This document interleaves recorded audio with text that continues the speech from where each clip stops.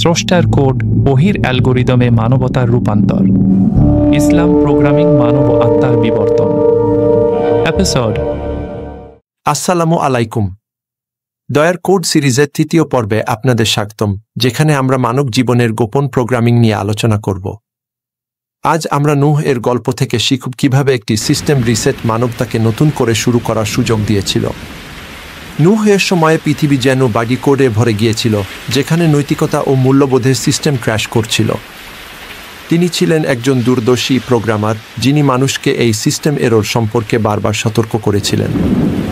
কিন্তু মানুষ তার সতর্কবাণীকে এর লগ অস্বীকার করার মতোই উপেক্ষা করেছিল, যা অনিবার্য বিপর্যয়ের দিকে ঠেলে দিচ্ছিল। অবশেষে সেই সিস্টেম রিসেট শুরু হলো, মহাপ্লাবন, যা পৃথিবীর সমস্ত করাপ্টেড ডেটা মুছে ফেলার জন্য এসেছিল।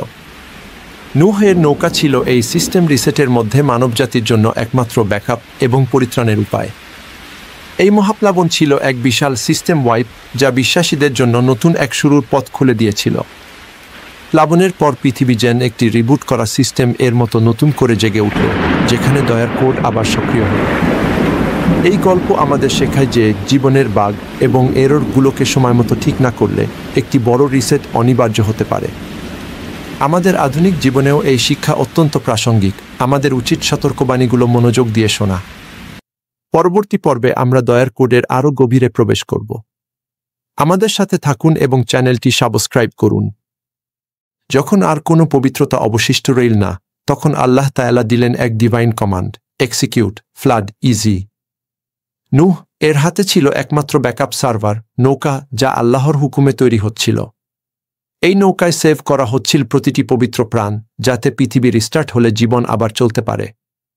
প্রতিটি জোড়া প্রাণী ছিল এক ডিভাইন ডেটাসেট, যেখানে দয়ার কোড সংরক্ষিত থাকল ভবিষ্যতের জন্য। আর যখন ফ্লাড ইজি চালু হলো, পৃথিবী পরিশুদ্ধ হতে লাগল। মালিক নিজ হাতে সিস্টেম ক্লিন সম্পন্ন করলেন। এই বৃষ্টি ছিল শাস্তি নয়, বরং একটি পুনরুদ্ধার প্রক্রিয়া, যাতে পৃথিবী আবার ঈমানের আলোতে জেগে ওঠে। যখন আকাশ শান্ত হলো, নূহ সিজদায় পড়ে গেলেন, চোখে জল, হৃদয় কৃতজ্ঞতা। আল্লাহ বললেন, এটাই নতুন পৃথিবী, যেখানে আমি দয়ার কোড সংরক্ষণ করেছি। রংধনু তখন নতুন প্রতিশ্রুতি, যে ক্রোধের পরেও আমার করুণা অফ হয় না। নূহ এর গল্প আমাদের শেখায়, রিসেট সবসময় সম্ভব। তোমার জীবন যত দূষিত হোক না কেন, তুমি যদি সত্যি তওবা করো, তাহলে তোমার সিস্টেমও পুনরুদ্ধার হবে। এই ছিল দয়ার কোডের দ্বিতীয় অধ্যায়। পরের পর্বে আমরা দেখব ইব্রাহিম ও বিশ্বাসের ডিবাগিং, যেখানে ঈমানের পরীক্ষা হবে এক নিখুঁত অ্যালগোরিদমে। স্রষ্টাকে জানার যাত্রা চলছে।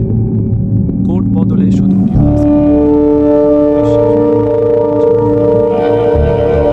Srashta Creation, official series, subscribe, like, share.